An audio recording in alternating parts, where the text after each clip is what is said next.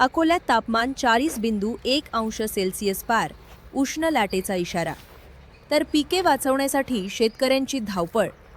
अकोला शहरातील तापमानाचा पारा 40.1 अंशांवर पोहोचला असून उष्णतेच्या झळा तीव्र झाल्या आहेत.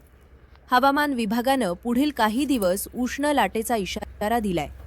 वाढत्या तापमानामुळे शेतकऱ्यांसमोर पिके वाचवण्याचे मोठे आव्हान उभे ठाकले आहे.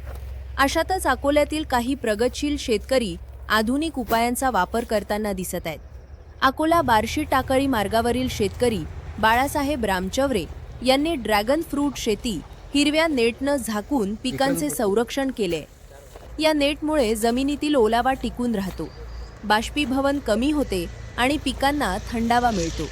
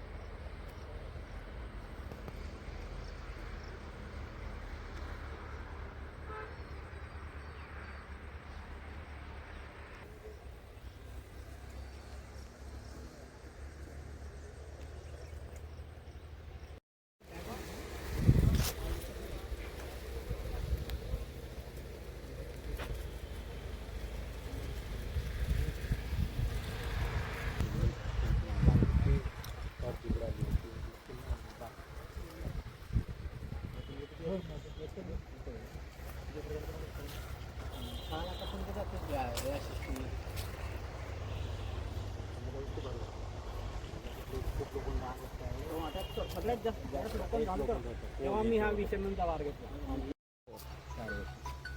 जगनला 5 वर्ष. हा दिनो हा बोला.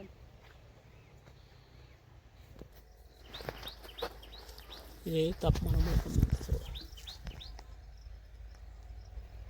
अजून कुठं आहे फ्लावर दाखवता. फ्लावर.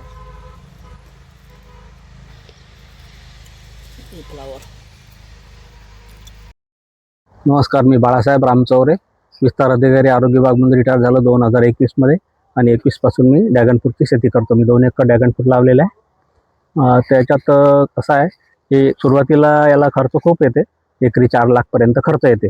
परंतु पहिल्या वर्ष जरा उत्पादन थोडं कमी होईल, 4 लाखापर्यंत निघू शकते. पण त्याच्यानंतर दरवर्षी 8-10 लाख एकरी याचं उत्पादन निघू शकते.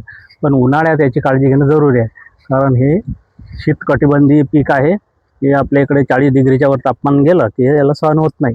त्याच्यामुळे फेब्रुवारी एंडला याला सावली करावं लागते. फेब्रुवारीपासून तर मे एंडपर्यंत याची काळजी घेतली सावली करून, नंतर पावसाळ्यात खूप सारे फळं येतात.